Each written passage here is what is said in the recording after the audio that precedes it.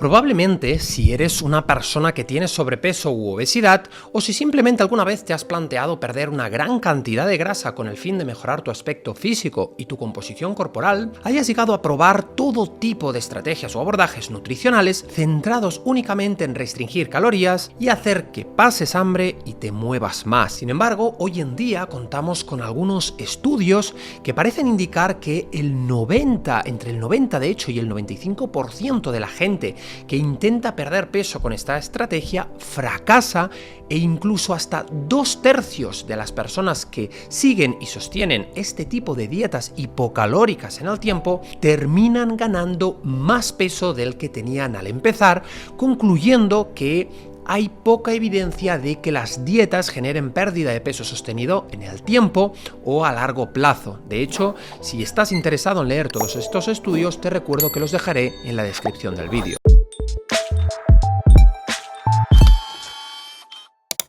Entonces, ¿esto quiere decir que las calorías no importan? Por supuesto que no, y no quiero que se malinterprete este mensaje de entrada. Es decir, resulta totalmente lógico, y creo que todos llegaremos a la conclusión de que si tu cuerpo consume más energía de la que necesita, el excedente se acumulará en forma de grasa, de eso no hay duda. Igual que también resulta evidente que si tu cuerpo consume más energía de la que ingiere, perderá peso. Sin embargo, lo que no entiende la gran mayoría de entrenadores, nutricionistas o profesionales médicos que lo reducen todo a que solo comas menos de lo que gastas, es que nuestro cuerpo no es un sistema cerrado de energía donde cada uno de nosotros puede controlar a voluntad el consumo y el gasto energético al milímetro para perder peso o ganar músculo. Y es que el error de base que cometen muchos profesionales de la salud es centrarse únicamente en los alimentos y las calorías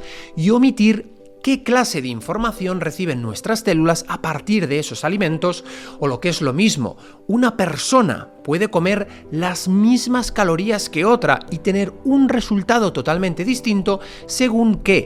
su estado metabólico y endocrino, así también como su nivel de actividad físico, su genética, etc. O incluso cuántas personas llegan a realizar la misma dieta con las mismas calorías en un contexto metabólico concreto o en otro, obteniendo resultados radicalmente distintos. A ver cuándo logramos entender y recordar que el lenguaje de nuestras células son las hormonas, los neurotransmisores y otras moléculas que interactúan entre sí para generar una respuesta o un resultado, y nadie puede caer en el error o cometer la osadía de pasar por alto. Es decir, ¿una caloría es una caloría? Por supuesto que no. Eso es igual de absurdo que decir que 1 kilómetro es igual que 1 kilómetro. Podemos hacer 1 kilómetro en plano, o podemos hacerlo en subida o en bajada, o incluso trotando o sprintando, ¿verdad? Y el resultado será totalmente distinto. Por eso no podemos creer que comer 100 calorías de un aguacate produce los mismos resultados que otras 100 calorías provenientes del azúcar. En el primer caso, el aguacate aportará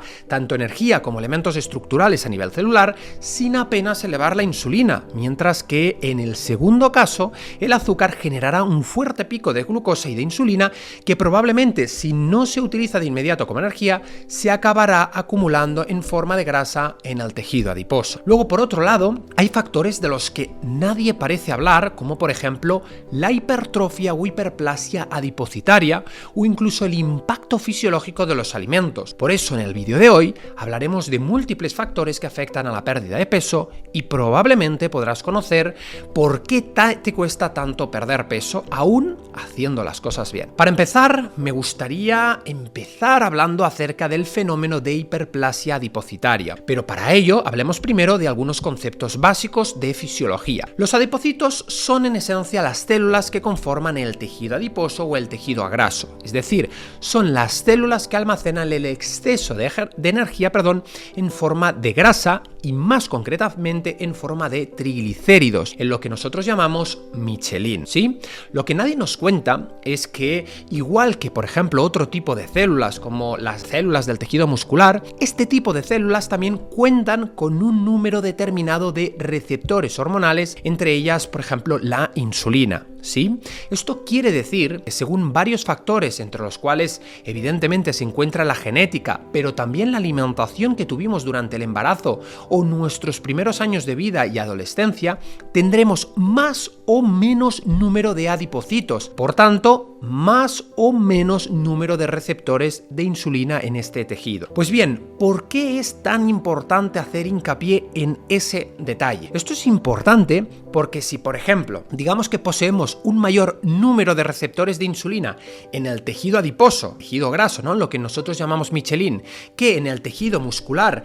debido a ese número de adipocitos, cuando comamos carbohidratos y estos terminen descomponiéndose o transformándose principalmente en glucosa, nuestro páncreas terminará liberando, como sabemos, insulina para transportar esa glucosa al interior de las células. Ahora, ¿hacia dónde irá principalmente esa glucosa? Hacia los adipocitos en lugar de hacia los miocitos, que son las células del tejido muscular. Por eso es precisamente por lo que se dice que entrenar fuerza o hacer ejercicio físico es tan beneficioso para prevenir el sobrepeso y la obesidad, así como la resistencia a la insulina, porque al hacerlo mejoramos tanto el número de transportadores de glucosa en el músculo, conocidos como GLUT4, como el número de receptores periféricos a la insulina, permitiendo que cuando se incrementen los niveles de esta hormona en sangre, una mayor cantidad sea captada por este tejido en lugar de por el tejido adiposo. Por otra parte, además del ejercicio físico, como vengo de explicar hace apenas unos segundos, la alimentación que tuvo nuestra madre durante el embarazo,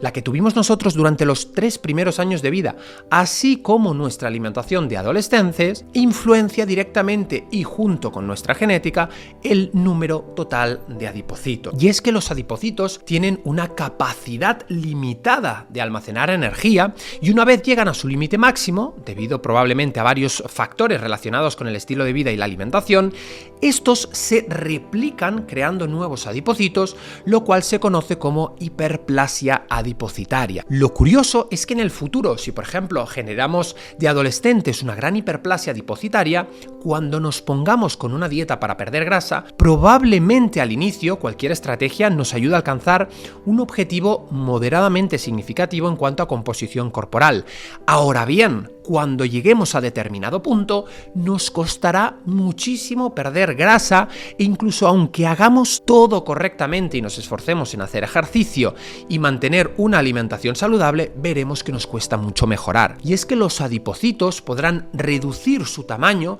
cuando poco a poco vayamos oxidando esos ácidos grasos provenientes de los triglicéridos almacenados, pero nunca, y esto es lo más importante, nunca reducirán su número total, salvo si pasas desde luego por el quirófano. Nos ofrece una visión mucho más amplia y objetiva de la importancia que tiene cuidar nuestra alimentación ya desde bien pequeños y ser conscientes en muchas ocasiones de que aquello que comemos de jóvenes puede dificultar muchos progresos a la hora de mejorar nuestro cuerpo de mayores. Y es que, como digo, más allá de este fenómeno de hiperplasia que afecta al tejido adiposo, también contamos con un gran número de hormonas que interfieren en el proceso de almacenamiento de energía o en el proceso de pérdida de peso. Si, por ejemplo, descuidamos la importancia que tiene el estrés en nuestra composición corporal y en nuestra salud y tenemos elevados niveles de cortisol en sangre, lo más probable es que terminemos acumulando una mayor cantidad de grasa en la zona abdominal y perdiendo músculo. Luego, por otro lado, si tenemos resistencia a la insulina o hiperinsulinemia,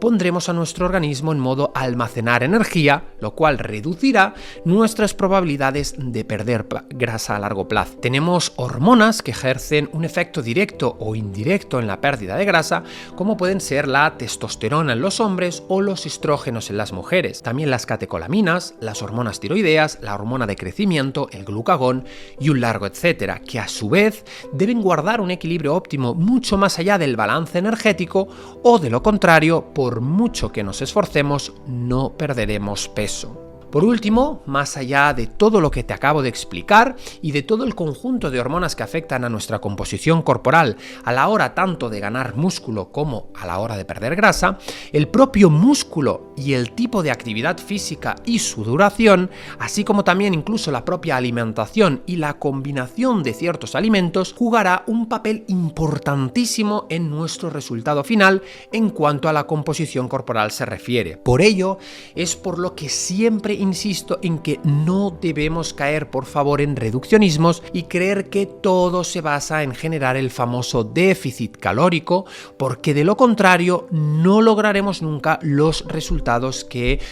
perseguimos a largo plazo. Además, y para no extenderme tampoco más con este vídeo, las dietas hipocalóricas restrictivas en el tiempo generan todo tipo de alteraciones metabólicas, fisiológicas y endocrinas que además frenan la pérdida de grasa y perjudican notoriamente a nuestro estado hormonal. Sí, esto seguramente seremos conocedores aquellos de nosotros que hayamos incrementado este tipo de estrategia. Por ejemplo, una reducción de la tasa metabólica basal y del metabolismo, algo muy frecuente en esta clase de dietas hipocalóricas, una disminución también de las hormonas sexuales y anabólicas como la testosterona y la hormona de crecimiento, una caída del eje tiroideo y por tanto una disminución de hormonas tiroideas que puede derivar en una caída del pelo, una pérdida de masa muscular, una elevación de los niveles de cortisol, una reducción de los niveles de la saciedad mediados por la hormona leptina, incluso también un incremento del hambre a causa del aumento de grelina, etcétera, etcétera. Como vemos, son muchos los factores que afectan directamente a la pérdida de peso